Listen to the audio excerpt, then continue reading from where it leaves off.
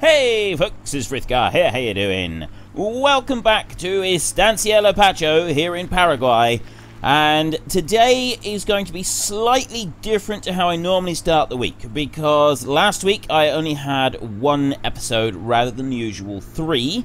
So I'm not going to ask a new weekly question. I'm going to ask again the same question that I did for the single episode I did last week. Now, a lot of you already know why I only did one episode last week. I've got a lot of stuff going on at home.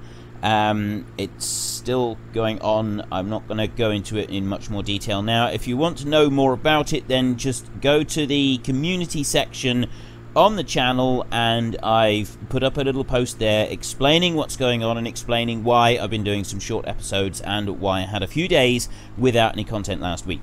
So we've got our weekly question, and which is going to be the same one as I did for the single episode last week, and I'm also not going to do another random event because there's no point in doing random events every single episode. So we had some of the animals died off. Unfortunately, there was some disease, and the animals died off, and yeah, we weren't able to do a lot about it, and so we are now down to 196 cows, which is not ideal, but you know, it could be worse. What we're going to do is we're going to be turning some of this plateau up here into field. Now, what we'll probably do is come up to about this point here. Right, it is quite rough up here. It is quite rough land, and we'll move up to here. I'm going to do this as quickly and rapidly as possible. We're not going to be working to save a load of the trees, but we will get some of the logs, and we will chuck them down over the bank, down over here, so that we can load them onto the train. As for the rest of them, they will just be turned into wood chips and got rid of. So we're not planning on keeping loads and loads of trees up here. We just want to get rid of as many as possible and do it as quickly as possible as well, which means that we'll be using our little tree shredder type machine, and then we can be ploughing up a section of this land up here. Now, as you can see by driving around, it's very uneven. Whatever we do up here, we're going to have to be careful about how we do it, how we deal with everything that's going on up here. We've got some very steep bits right here. Now, oh no, that's not actually the bit that we want to go on to exit here. We want to go over to the track over here. So we'll just drive over to the track and we'll take a look at this, because several people have pointed out that it is very uneven getting up here. And you can get up to this point just fine, and then you've got like this dip here. And so it would probably be a good idea if we were to take some of the sand or the earth, you know, that we can buy in the in the pallets, in the boxes, crates. Crate is the word I'm looking for. Crates. This right here, which is the from the earth mod. No, not that. The earth mod. That one right there. Soil pallet and sand pallets. There's a mod in the mod section, and it's one of these. So we could use some soil, and we could just fill up the patch here, or we could use a bit of sand, and we could fill like that little gap right there, that little pit. You can't plow into it. You can't. So it doesn't become part of the field or anything. It's just like chaff material being put in there, but it is really useful for that. So my question that I asked last week, that I'm going to ask again this week, is I'm going to be doing some root crops at some point soon. We're going to sort of activate the pigs that we've got up here. And I've got a little tiny field up here that I was going to do some root crops on. But what I was wondering is, for the first harvest, do you want me to try and grow the root crops down here on this plateau? Now, the reason that I came down here to have a drive around was to show you just how rough and uneven it is down here. It's really, really bad. So if you want me to grow the root crops, we're going to have to probably use the smaller machinery, and I very likely won't plant the entire area with root crops. I would very likely just do like a section through the middle here, so that we don't have to spend absolutely ages harvesting, because whatever we do, it's going to be difficult, right? If I put the root crops here, I could just put them in field 26, it'll be a lot easier, and we could put a different crop up here. But I want to know if you'd like me to do all the messing around. It's going to be a lot of work, and there's going to be a lot involved with trying to get a root crop harvest out of this bit up here. And I want to know if you'd like me to try that, if that is a challenge you'd like to see me take up. So head into the comment section down below, let us know which one you want and why, and of course don't forget to actually cast your vote up in the top right hand corner. It's your vote, it's your game. And I said that the wrong way around, didn't I? I keep doing this. I'm muddled at the moment, okay? There is a lot on my mind, and I am getting things muddled up from time to time. I hope you can bear with me, but yeah, you get the idea. That's your vote from up there. Do you want the root crops up on the plateau, yes or no? It's your vote, it's your game, and then we did say all of the other stuff. Okay, so we've done it, we've said it. I've said everything that you wanted me to say. I may not have quite said it in quite the right order, but you get the idea. That, oh, goodness me, look at this. Goodness gravy, man. This is sugar beet. This field has been planted, which I only just noticed. It's white, look, sugar beet. That's a huge amount of sugar beet. I'm glad I'm not harvesting that, I must say. Even if I had the very, very biggest harvester, I'm still glad I'm not harvesting. So let's just start this bad boy up a minute. And I'm going to start folding it up. Start folding it up. There we go. It does go a little bit slow. How do we do this? Oh, I see. We've got to drive forward slightly just to help out the rams, because otherwise it's going to be putting a lot of pressure onto that machine, isn't it? There we go. And then it folds that up like that. Beautifully done. Right, so then we can start taking this one back to the yard. We're just going to take it back to the yard first. Then we're going to go and get the seed tender, and I want to get that one loaded up. Now, I've been saying for ages that I'd like to bring back some fertilizer and seed from the shop and load it all up like that, and you do it all properly, and load, you know, with the pallets and load it into the seed tender. And we all know how that works. I've done it before in other episodes. I don't know if I've done it very much in this series, but I've done it in many other series, and we've all seen it working. So I'm not prioritizing that. That's why I do keep running backwards and forwards to the shop and grabbing a load really, really quickly. It just seems a bit easier. But it's also why I'm not prioritizing it, because it's something that we've seen quite a lot now. And so I don't feel that it's essential to go and do that a lot. I mean, it would be good if I could do that at least, you know, once at some point, and I probably will. But right now, I don't think it's particularly important. What I'd like to do is I'd like to sort of progress forward a little bit. We've got all sorts of work that I want to do today. The first and foremost is I want to get this one going with the planting over in the big field. So I'm going to bring this one over to here. I'm going to stop it right there. I'll stop the engine. Now, I am actually just going to go through the vehicles a minute, and we're going to go up to this one here. I'm going to start that one up, and that one should be planting. So I'll let that one carry on with the planting, like that. And then I'm going to go through to the next one, which is over here. And I'm going to let that one carry on with the cultivating. Plowing. This is plowing, this one is. And we're going to put that one going in there. So that one is going as well. There we go.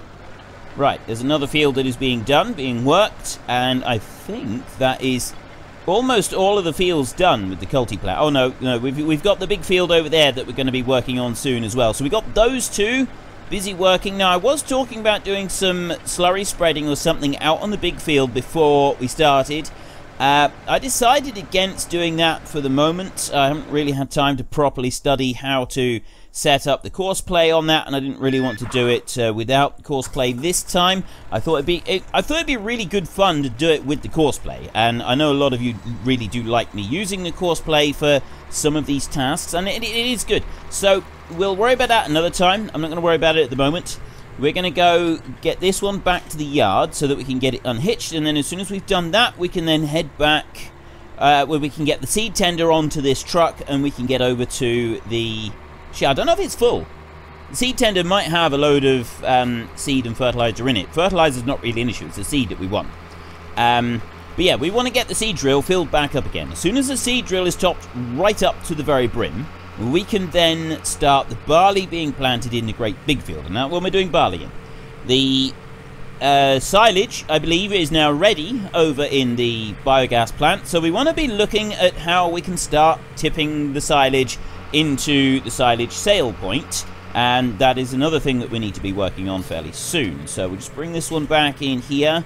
I'm thinking that we ought to be cleaning these trailers. It's been a while since these trailers have been hosed off, so maybe we ought to do that. We'll bring these in round here, and there is where we'll be parking them, on the grass over there. But we're going to bring them down to this point first, and we will hose them off. We will just jump out, stop right there. And we'll come over to here, and we'll grab this one. Right, so let's, first of all, we can just hose off this truck a minute. The truck's not very dirty. remember if I've actually done this before or not. I may have done. I may well have done. So just get those wheels there. One of the worst things with using a pressure washer is cleaning wheels. It doesn't matter where you sit. You can stand right over here and you can hold it out in front of you and sort of put it sideways. When you're cleaning out around the wheel, it doesn't matter where you stand. At some point, you will get a face full of blowback from the water. It sort of catches on something inside the wheel rim and then it sprays you from head to toe with water and all the muck that was in there and is now carefully plastered all over your face. It's always big lumps as well. You always get the biggest lumps that will somehow find their way to lodging in your hair or on your face or wherever. That's why you should wear waterproofs while you're doing this. And you know, it's probably while you're doing pressure washing, I would recommend that you use some kind of goggles or something like that. A lot of people will sneer at it. A lot of people will say, oh, you don't really need that. You're using a pressure washer, it doesn't matter. Trust me, if you use a pressure washer for a long period of time... We can't go out that way. We'll have to jump through here. There we go. If you use a pressure washer for any length of time, and you got goggles on, when you stop and you take a look at the goggles and you see all of the little bits of stone and dirt and mud and everything that are plastered all over those goggles, you start to understand why, you know, some of us, like me, would recommend that you put on a pair of goggles while you're pressure washing, because there's a huge amount of stuff that can be flicked up. And yeah, you know, you get these little bits going in your eye, and it's a nuisance, right? It's a nuisance, and you sort of blink your eyes a few times, and then it's gone, and then you do that again, and again, and again, and again. And this is what happens if you're not wearing goggles. And eventually, something a bit bigger will go in your eye, and it will really hurt, right? And it always happens. And yeah, you may well go 5 or 6 sessions without getting anything in your eye at all, and you know, you're absolutely fine. But I wouldn't want to take that chance, because you've only got one set of peepers, and personally I'm not one for taking much chances with my eyes. I quite like them. They're very useful, and I've never really had any occasion to sort of think that I'd be better off without one of them. So I always wear goggles. If I'm using a pressure washer, I would always put on goggles, and very occasionally you have the goggles on, you will hear above the sound, because you sort of feel it, don't you? Like a little stone ping off of the goggles. Now that goes in your eye. That's something you would know about, right? You would really know about that, because it would hurt. It would really, really hurt. You get a little stone like that going in your eye. I mean, chances are it won't actually go in your eye. Chances are it'll just miss your eye, because the goggles take up a lot more space than just your tiny little eyeballs.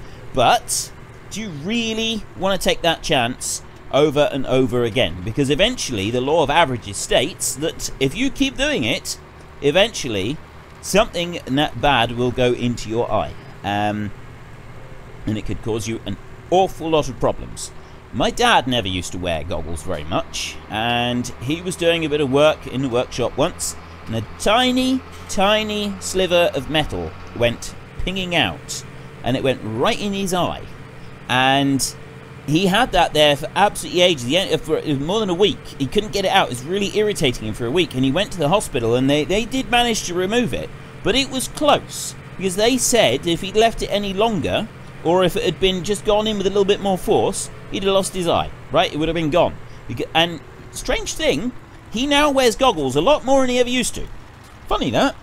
I know a lot of people that will have the exact same story. You know, they wear goggles now because they had a narrow miss, you know, a very, very near miss. I also know people who only have one eye who didn't have a near miss. They had an actual hit, and it's not nice. It really isn't. It's just not worth it. I can't stress this strongly enough, because it's something that's quite awful. Having only one eye, you cover up your eye. You cover up your eye. If you're in any doubt to this, if you are thinking, oh, I don't actually need to wear goggles, I'll be all right. I can just turn my head at the appropriate time. Just cover up an eye for a day. Go for an entire day with only one eye working, and then come back and say, I don't need goggles. Yeah, just see what it's like. Is it really worth that chance of it not working? Because it's the smallest of chances. It really is. It's the smallest of chances and you take 100 people. If those 100 people are using a pressure washer or anything like any kind of big tools for any length of time, one of them will eventually lose an eye. Okay? Not all of them are going to lose an eye, but one of them will eventually lose an eye. Do you really want to be that person? Right? You got a, there's 200 eyeballs there, and so you got a 1 in 200 chance of yours being the one that ends up getting damaged and being unable to be used. 1 in 200. Do you really want to play with those odds? Now, I know that there are some people who are listening to me right now thinking, look, for goodness sake, Frith, shut up. This is not a health and safety video. We're here to watch Farming Simulator.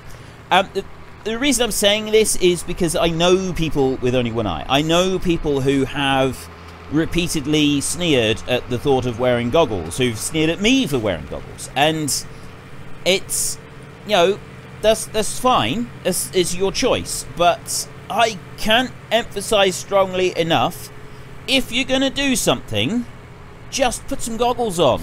It's not difficult. Any kind of safety glasses are better than no safety glasses at all. Now, I know the main reason that a lot of you will say, oh, I don't want to put those on, is because you've got an old worn-out pair that are utterly useless, and they're all scratched and they're useless and they're no good at all. So, what is the point? Why would you want to put those on when you can hardly see out of them at all? It's just an absolute unmitigated nuisance, and you don't need this hassle. And you can hardly see anything.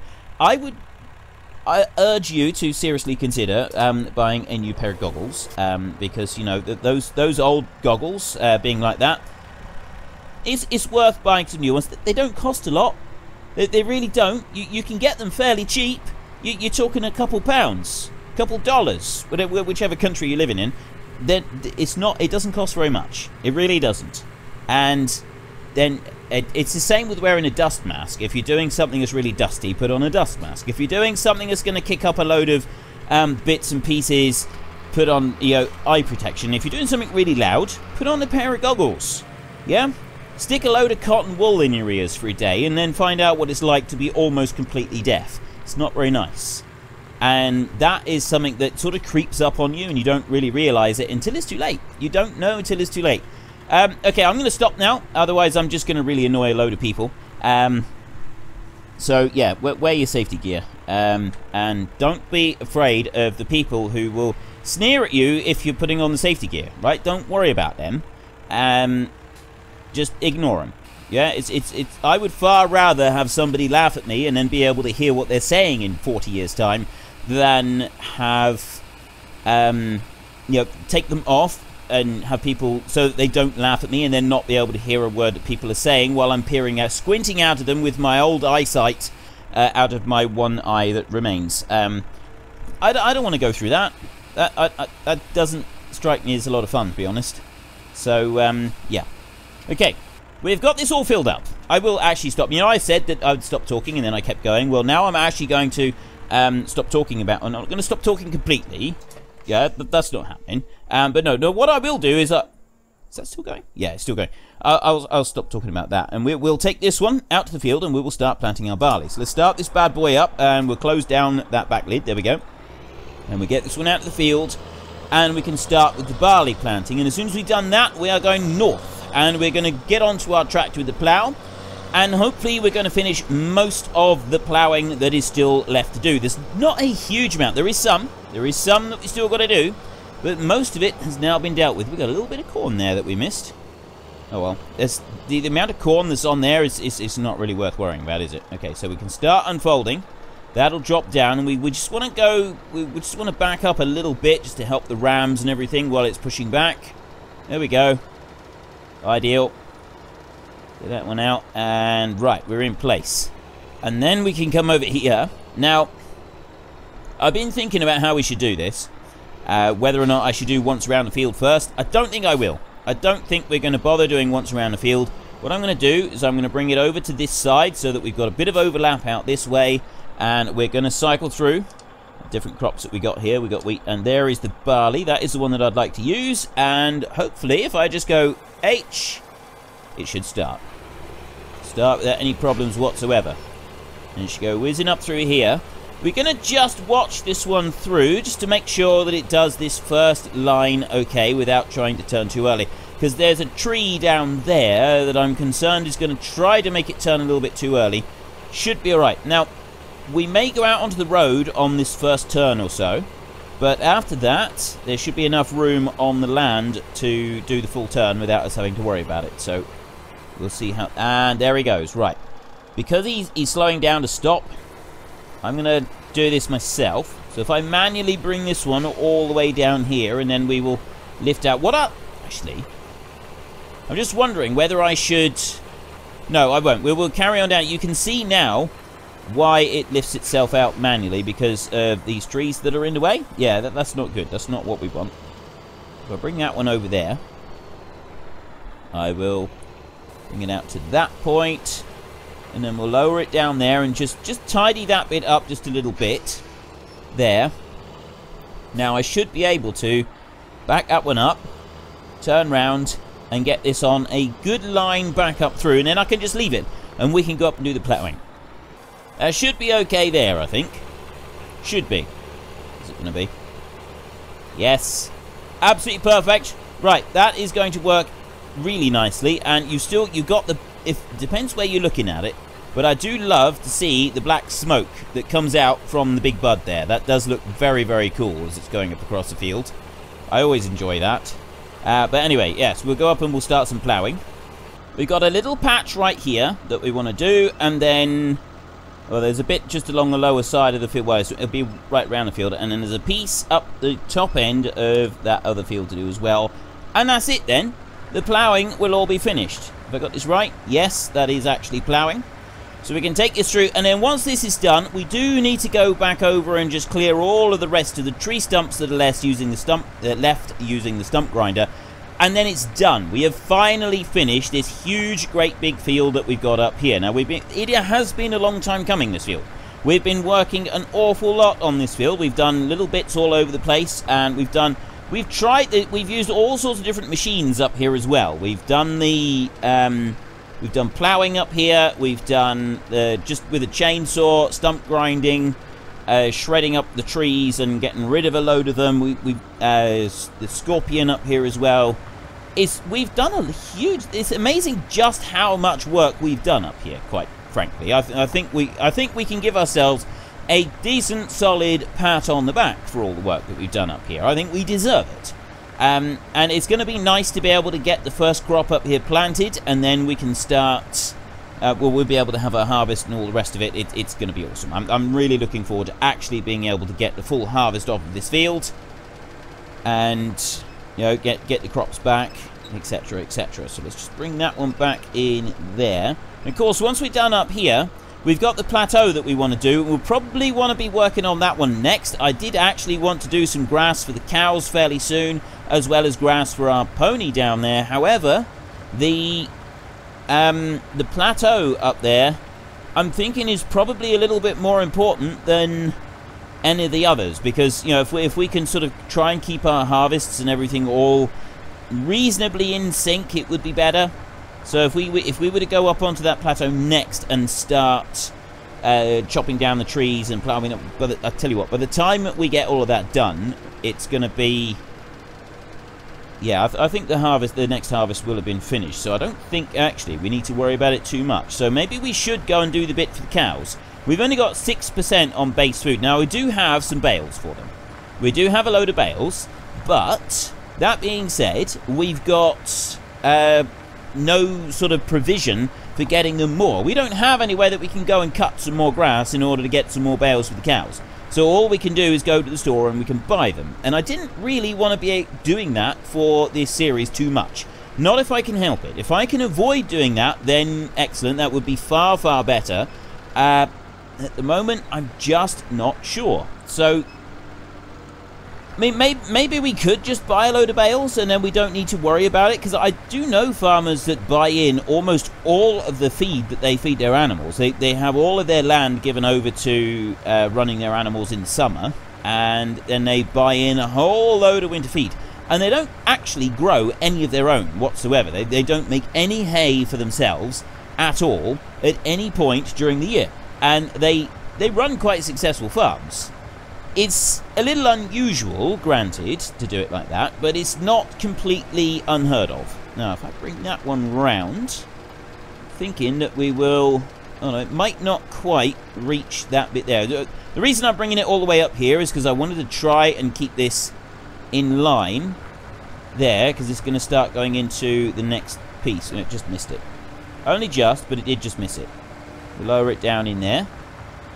Next time up across, it will go all the way, the full length of it. It surprises me that the plough is going over these stumps here.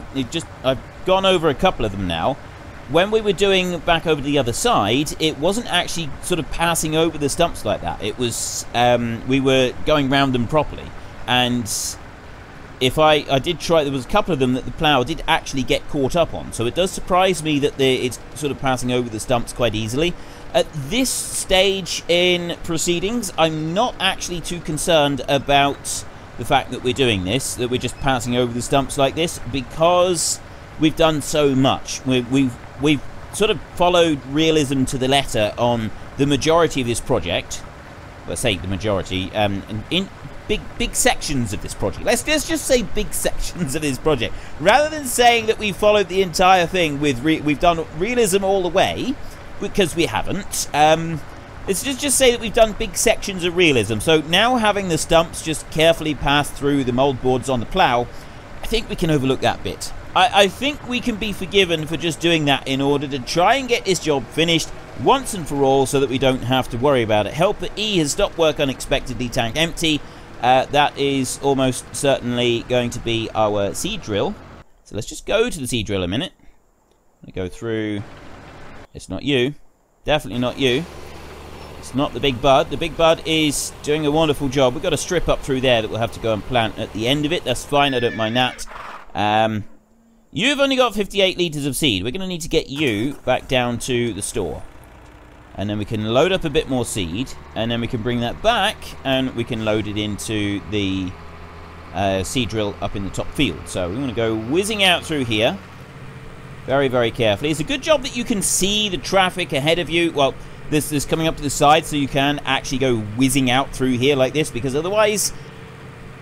yeah, it's a bit questionable. And I don't blame them for flashing their lights at me either. You've seen the lights that were glaring behind us right there. That was a little bit understandable, I think. Little bit understandable, all things considered. I will just fill this one up with seed, and I will meet you back in the main field. We're going to have to think about how we harvest this sugarcane soon. We've got the entire field is now ripe and ready, so we probably will do what we did. We'll just take the small harvester, and we use that one to go running around, because that one did actually do a really good job. We put small harvester with the trailer on the back, and round it goes.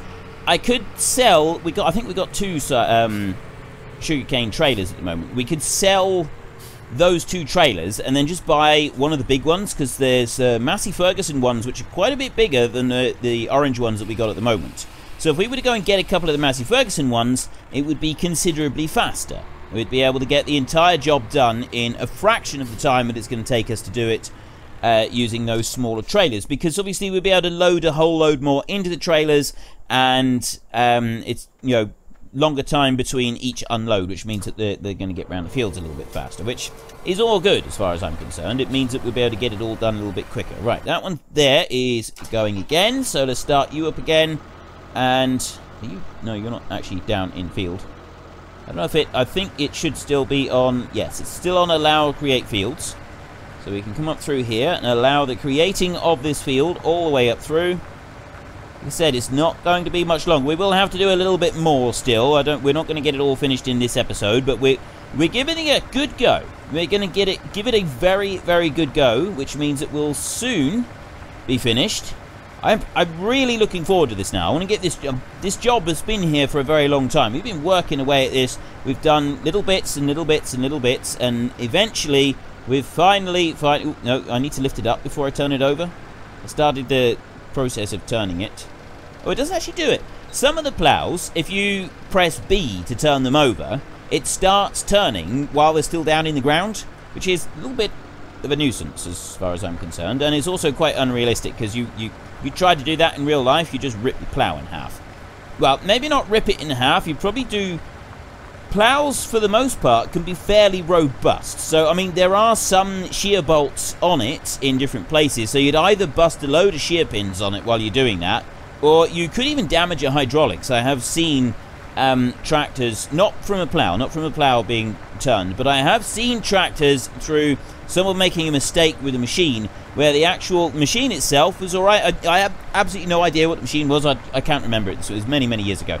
But I do remember seeing the hydraulic arms on the tractor completely twisted round, and it wasn't through an accident. I've seen it also from an accident with a tractor where it something sort of smashed into the back of the tractor and it twisted the hydraulics up.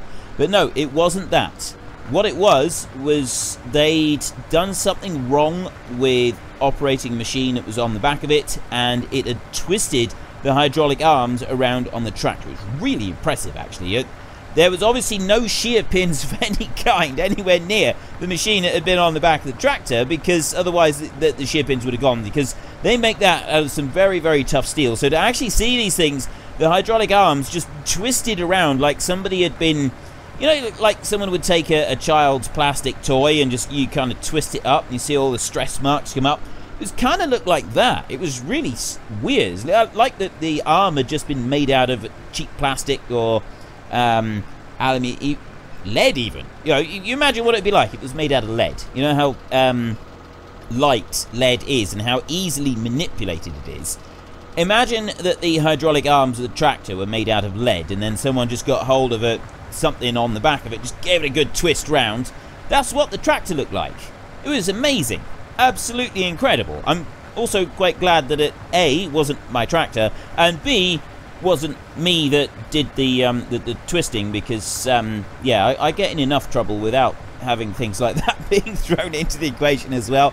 Everybody's got in trouble for breaking something. I'm just spectacularly good at getting in trouble for breaking things. If I'm going to break something, I don't just like do something small. It always seems that if I'm going to go and break something, it happens on a spectacular scale, the likes of which mankind has never seen before. And there I am, stuck right in the middle of it, holding these two pieces, sort of.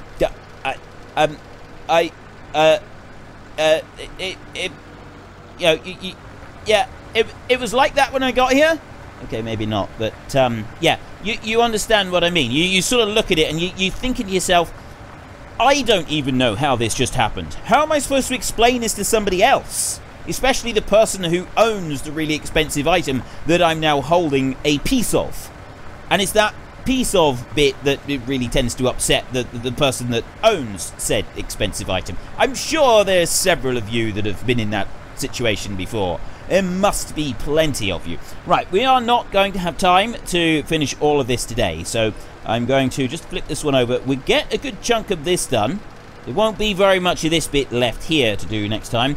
My weekly question is, I'm just continuing on from the one that we did last week, so more of you get a chance to vote and have an uninformed decision on that one. Do you want me to try growing some root crops up on that plateau up to the top? Bear in mind that it is very, very rough ground, so I won't do everything that we turn into field with the root crops. I'll do sort of try and get the levelest section of it, but it's however we do it, it's going to be difficult and it's going to be time consuming. So if you'd like to see me try and do that, because it could be interesting trying to go through all the motions of it with the root crops up there, if you'd like to see me try and do that, by all means vote yes and I will do it. If you don't think I should, if you think I should stick with the root crops in some of the smaller level fields, then no, you don't want me to do root crops up on the plateau. I'm going to be doing root crops, and I'm going to be using the Roper DLC stuff for the root crops that we're going to do. So you will see me using the Roper DLC stuff, and I will probably use a selection of the Roper DLC stuff, just so that we can go through it and we can see it being used in the game, because, you know, it's going to be fun. It'll be fun to have a go with it, and I know that a lot of you this time are choosing not to go and buy the DLC, for a whole host of different reasons. That's fair enough, so all the more reason for me to use it, because I've actually got it, so you can at least see it being used and see it in action, and decide whether or not, you know, this vindicates your decision not to use it, or, you know, it may even change your mind. You never know. It may even change your mind. You may decide, well, actually, that would be better. But anyway, the vote is, do you want me to grow root crops up on the plateau? Yes or no? It's your vote. It's your game. Head into the comment section down below. Let us know which one you want and why. And, of course, don't forget to actually cast your vote in the top right-hand corner. And I actually said it all right, didn't I? I said everything. I didn't even slip up. That was it was quite wonderful. It was like, you know, it was just like the old days. Just like the old days. You know, back in the day. Makes me laugh. That saying, back in the day, you hear people saying that a lot, and I think that saying gets overused. Now, don't get me wrong. I've heard a number of people say back in the day for, you know, various different things, and they could mean like 20 or 30 years ago. What's really funny is when you overhear in a restaurant, well, no, like a takeaway restaurant type place, what's really funny is when you overhear a 15-year-old talking about something that happened 3 weeks ago. And they say, oh yeah, back in the day. That's not back in the day. 3 weeks ago is not back in the day, okay? I'm quite willing to accept that different things can have different viewpoints, okay? Everybody has a different viewpoint and everything. But seriously, 3 weeks ago is not back in the day. That's not. You're 15. You don't have a back in the day. You have a now, and that's about it. I'm sorry. But 15, you're not old enough to have back in the day. You're really not. Right? Just enjoy the day that you've got, because there hasn't been a lot of them yet. You got a lot more to come. Don't worry. You've got so much more pain and misery to be dished up to you. It's going to be wonderful. You got all of your exams to do in school yet, and then once you've come through the exams, and you know, almost certainly, almost everybody doesn't do as well as they hope they will. Right? You get. It doesn't matter how good or bad the grades are. Almost everybody's disappointed with the grades they get, and trust me on this. For everybody who's watching that has not yet done your exams, trust me. You're going to be disappointed with at least some, if not all, of your grades. You're going to think, well, this is really going to, you know, absolutely obliterate my plans that I had for life. And then after a while, you're going to realize that actually it makes not a lot of difference, right? It really isn't. So anybody that is starting to get a little bit worried, because we're moving into spring now, so it's not going to be long before you really start to concern yourself with exams and things like that. Trust me, it does not make that much of a difference to your life in general, the exam results that you get while you're in school, right? It really, really does not make that much of a difference. Yeah? It can make some difference, and it does dictate what's going to happen for the next few years of your life. But trust me when I tell you that it does not, it absolutely does not make that much of a difference to your life in general, okay? I speak from experience on this one. It really doesn't. So if anybody out there is currently a bit concerned about exams that are going to be coming up in the next few months, try not to let it get to you too much, because it really isn't quite the be-all and end-all that some of your teachers will no doubt be making it out to be. It's the be-all and end-all for them. Don't worry. It's very important to them. But it's not as important to you as it is to them. Main reason being, their jobs depend on you getting good grades. Your future happiness in life does not in any way depend on you getting good grades. You get the worst grades ever. Your teacher will be told that he or she is utterly useless and should go and find alternative employment. But that's not your problem. That's not your concern. Right?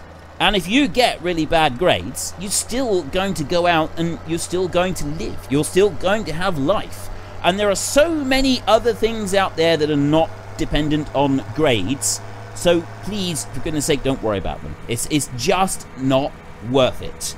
It is absolutely 100% not worth getting yourself all worked up about it. I say that it's something that I do think about every single year, because I know people when I was in school who were so seriously affected by this that it made them absolutely more miserable than you could ever imagine a person being. And it's not something that I like seeing kids go through every year, because I remember going through it.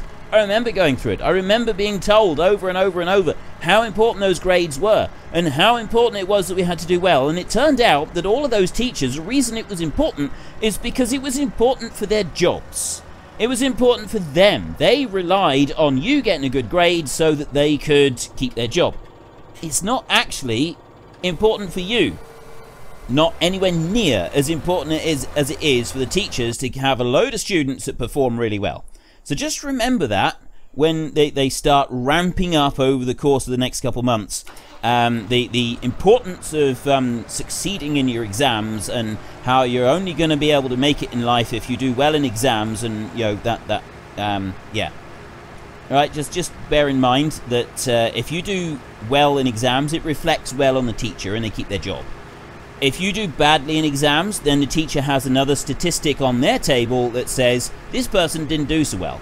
And then a load of other people come along and ask the teacher questions, or why didn't that person do well? And then they've got to explain themselves, and if lots of people don't do well from their subject, they potentially can lose their jobs. But that's being a teacher, and that's nothing to do with you, the student. So really don't let that concern you in the slightest. And if you've got a teacher that's telling you that you are never going to amount to anything unless you pass your exams, they are lying to you, okay? Do not let that pressure start to define your life at this point in your life. There are so many more important things to worry about. Right, anyway, I'm getting on my soapbox and preaching again, so I'm going to stop right now. I have asked you my question. That is all we've got time for, well, I was going to say this week, but no, that's all we've got time for today. So I will see you again tomorrow. If you enjoyed this episode, then please head down below and give us a like. And if you really enjoyed it, then please tell your friends all about me. Get them to come and watch as well. That would be awesome. And until next time, thank you very much for watching. This is Frithgar. Goodbye, and see you later.